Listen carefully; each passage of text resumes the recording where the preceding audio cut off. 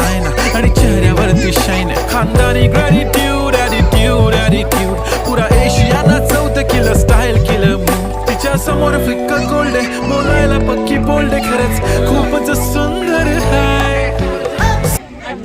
যেটা করে সেটা বাদে অন্য একটা প্যান্ট করো এই গ্রুপ থেকে যে ব্যায়ামটা করেছে সেটা বাদে অন্য একটা প্যান্ট করো